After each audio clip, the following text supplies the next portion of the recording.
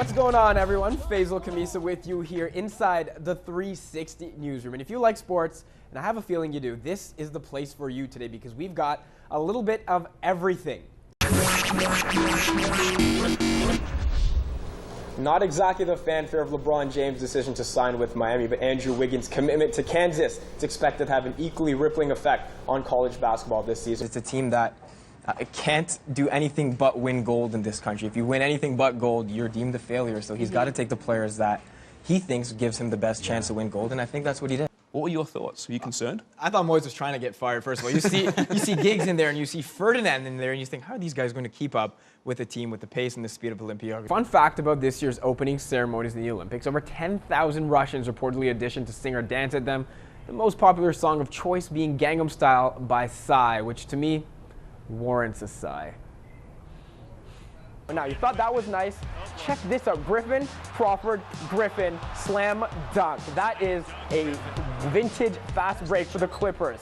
But this was Terrence Ross's night. Look at how deep he drills this three-pointer from. That's from Mississauga.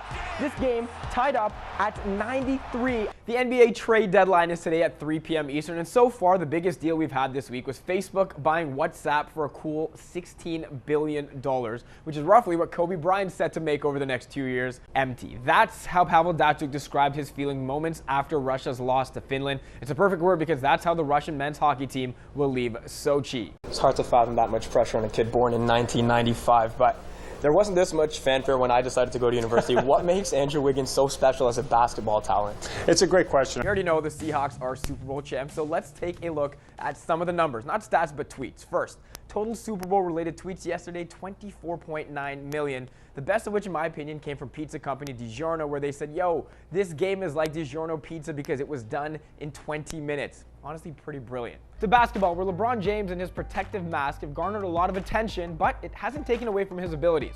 Against the Knicks yesterday, 31 points, 4 rebounds, 4 steals, then an appearance on Jimmy Fallon, where he played a little waste paper basketball, which is probably what he feels like when he's playing the Knicks anyways.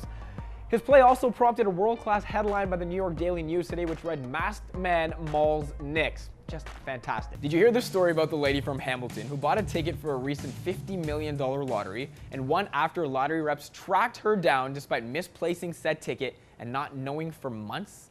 It's kind of like the Warriors-Raptors last night. Now, give me a sec. G-State showed up with their proverbial ticket, misplaced their game for almost 3 quarters, and were down 27 at one point in the third. But then the ever-so-kind Raptors gave it back, resulting in the single biggest blown lead in franchise history. Look, I like pizza a lot. I'd actually go out on a limb and say it's my favorite food, but when I'm driving, priority tends to be in the road.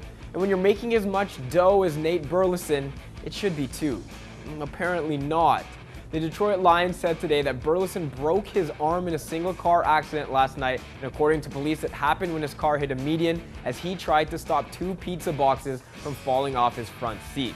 There's no timetable for his return, but it's apparent he'll miss a big slice of his team's action going forward. Okay, sorry, that was a bit cheesy. Before we get into what's happening today, let's recognize a couple celebrities turning 50. First, Brad Pitt. Yes, Brad Pitt's 50. Let's reflect and hate on that one for a second. Secondly, happy 50th to Charles Oakley. Let's not hate on that one purely out of fear. Now, Oakley's relevant today not only because he turns the big 5-0, but because he's been involved with all 4 NBA teams on Sportsnet tonight. It's like our gift to him.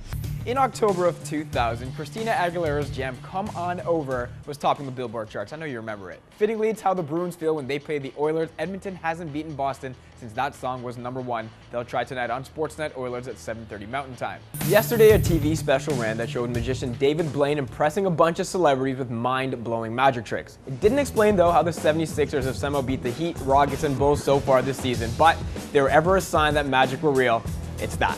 11 days ago, Joey Chestnut downed 9 pounds of shrimp in 8 minutes. Impressive? I'm going to preview 4 hockey games in 20 seconds. On Sportsnet East at 7 Eastern, the Sens play Florida, looking to win in Ottawa for the first time in 4 years. Sportsnet Pacific at 5 Pacific has Canucks, Stars, Vancouver points in 10 of their last 11.